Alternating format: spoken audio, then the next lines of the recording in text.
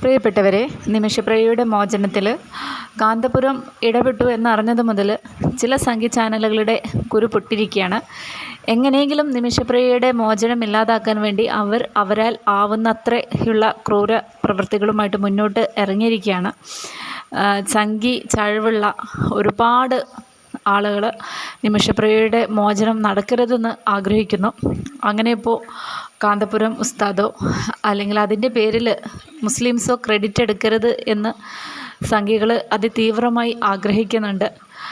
എന്തൊക്കെയായാലും മതം നോക്കാതെ കാന്തപുരം ഉസ്താദ് മുന്നോട്ട് വെച്ച അതിൻ്റെ 1% 100% മനുഷ്യത്വം ഇതുപോലെയുള്ള സംഘി ചാനലുകൾക്കും കൂടെ കാണിക്കാമായിരുന്നു. ഇന്ന് അരുൺ സാറ് വാർത്ത വായിച്ചപ്പോൾ അദ്ദേഹം വളരെ ഹൃദയം പൊട്ടി പറഞ്ഞ കാര്യങ്ങൾ നിങ്ങളും കേട്ടിട്ടുണ്ടാവും.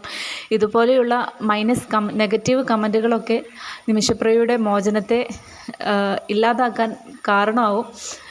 നമ്മൾ ആരും എവിടെയും സങ്കടപ്പെടരുത് എന്ന് ചിന്തിച്ച് ജീവിച്ചൂടെ? അത് ഹിന്ദുവായാലും മുസൽമാനായാലും ക്രിസ്ത്യാനായാലും നമ്മൾ കാരണം, അല്ലെങ്കിൽ ഞാൻ കാരണം, അല്ലെങ്കിൽ നിങ്ങൾ കാരണം എവിടെയും ഒരു ഉറുമ്പ് പോലും സങ്കടത്തിലാവരുത്, ഒരു ജീവൻ്റെ തരി പോലും പ്രതിസന്ധിയിലാവരുത് എന്ന് ചിന്തിച്ച് ജീവിക്കുകയാണെങ്കിൽ ഇങ്ങനത്തെ പ്രശ്നങ്ങളൊക്കെ ഉണ്ടാവുമോ?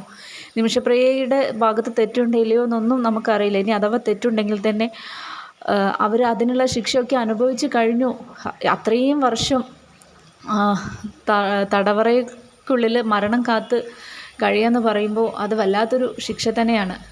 അവർക്ക് എത്രയും പെട്ടെന്ന് മോചനം സാധ്യമാകട്ടെ. ഞങ്ങൾക്ക് കാന്തപുരം ഉസ്താദിന് അതിൻ്റെ ക്രെഡിറ്റൊന്നും വേണ്ട.